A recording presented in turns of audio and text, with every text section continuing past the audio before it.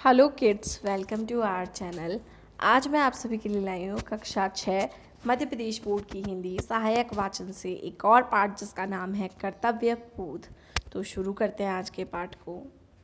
वह शक्ति हमें दो दया निधि, कर्तव्य मार्ग पर डट जावें, पर सेवा पर उपकार में हम निज जीवन सफल बना जावें। हम प्रतिदिन ईश्वर से यही प्रार्थना करते हैं। मनुष्य एक सामाजिक प्राणी है, वह समाज के बिना नहीं रह सकता। समाज का निर्माण तभी होता है जब व्यक्ति में परस्पर सौहार्दपूर्ण व्यवहार चलता रहता है। विभिन्न व्यक्तियों के संबंधों का निर्वहन तभी हो पाता है जब वे अपने कर्तव्यों का समुचित पालन करते हैं। जीवन में हर पल, हर क्षण, हर दिन हम अपने कर्तव्यों का ही निर्वहन करते हैं। कुछ कर्तव्य व्यक्तिगत होते हैं, कुछ पारिवारिक होते हैं, कुछ सामाजिक और कुछ राष्ट्रीय। सबका हित, सबका शुभ, सबका कल्याण कर्तव्य महत्वपूर्ण होता है। जिस समाज में लोगों को अपने अधिकारों के साथ अपने कर्तव्यों का भी ज्ञान होता है, उस समाज में सर्वत्र सुख, शांति, प्रेम और भाईचारा व्याप्त रहता है। ऐसी समाज को उन्नत माना जाता है। तो हम यहाँ कुछ प्रेरक प्रसंग के माध्यम से कर्तव्य बोध के बारे में जानेंगे। तो शुरू करते हैं पहले प्रेरक प्रसंग को।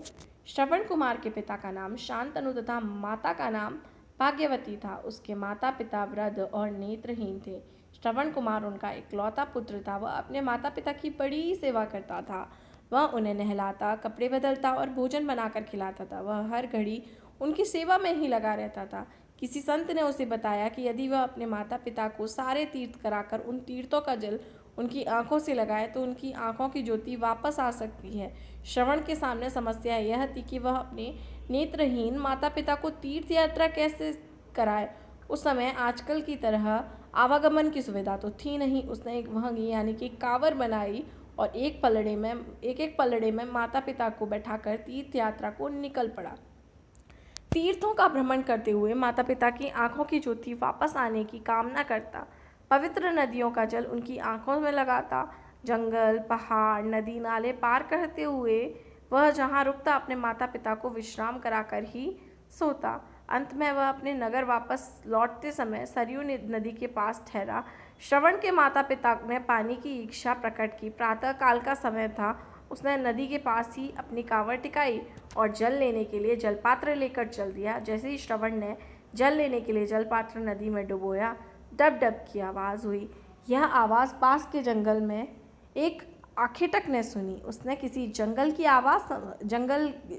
जानवर की आवाज़ समझकर अपना शब्दभेदी बाण चला दिया। वह आग टेक और कोई नहीं, अयोध्या के राजा दशरथ थे। वे शब्द या आहट सुनकर लक्ष्य भेदने में कुशल थे। वह बाण श्रवण कुमार को आकर लगा।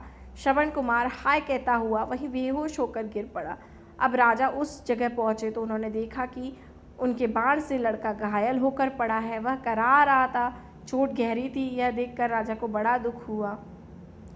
राजा ने अपने हाथ से उसके शरीर से तीर निकाला। आकेटक ने बालक से उसका परिचय पूछा। बालक इतना ही कह पाया कि वह एक ब्राह्मण कुम्हार है। पास ही उसके माता पिता हैं। वे चक्षुहीन हैं, यानी कि वे देख नहीं सकते। उन्हें प्यास लग रही है, कृपया उन्हें जल पिला दें। वे मेरी प्रतीक्षा कर रहे हैं। इतना कहकर उसने प्राण त्याग दिए। राजा दशरथ श्रवण के माता पिता के पास जल लेकर गए और उन्हें सारी घटना बताकर जल पीने का आग्रह किया। राजा दशरथ की बात सुनकर माता पिता पुत्र मोह में व्याकुल हो गए। उन्होंने दुखी मन से राजा को श्राप दिया कि जिस प्रकार हम पुत्र वियोग में अपने प्राण त्याग कर रहे हैं, उसी प्रकार तुम भी पुत्र वियोग में अपने प्राण त्यागोगे। राजा दशरथ ने उनसे क्षमा मांगते हुए कहा कि उनसे अनजाने में यह अपराध हुआ है, किंतु अब क्या हो सकता है। श्राप के कारण राजा दशरथ को पुत्र वियोग में अपने प्राण त्यागना पड़े। धन्य है श्रवण कुमार और धन्य है उनकी मातृ पितृ भक्ति। हमें भी अपने माता पिता की सेवा इसी प्रकार करनी चाहिए। अगला जो प्रेरक प्रसंग है वो यहाँ है। वकील साहब फौजदारी के मामले में अदालत में पैरवी कर रहे थे। मामला संगीन था। उनकी थोड़ी सी असावधानी अभियुक्त को फांसी दिला सकती थी। गंभीरतापूर्वक वे अपने तर्क दे रहे थे, तभी किसी ने वकील साहब के नाम का तार ला कर दिया। उन्होंने तार खोला, पढ़ा और मोड़कर जेब में रख लिया। वे उसी तन्मयता से बहस करते रहे। अदालत का समय समाप्त हुआ। वह उठ खड़े हुए। साथी वकीलों ने उनसे तार के बारे में पूछा तो उन्होंने बताया कि मेरी पत्नी की मृत्यु हो गई है, उसी की सूचना थी। साथियों ने कहा, इतनी बड़ी घटना घट गई और आप बहस करते रहे। उन्होंने उत्तर दिया, और क्या करता, वह तो चली गई, क्या अभियुक्त को भी चला जाने देता। कर्तव्य के प्रति इतना सजग और समर्पित वकील और कोई नहीं, सरदार वल्लभ भाई पटेल थे, जिन्हें लौह पुरुष और सरदार की उपाधि मिली थी। तो यहाँ हमने कुछ प्रेरक प्रसंगों के माध्यम से जो है वो कर्तव्य बोध के बारे में जाना कि कर्तव्य से बढ़कर और कुछ नहीं होता। अगर आपको भी ये पाठ पसंद आया हो तो वीडियो को लाइक कीजिए, साथ ही साथ चैनल को सब्सक्राइब कीजिए। Thank you.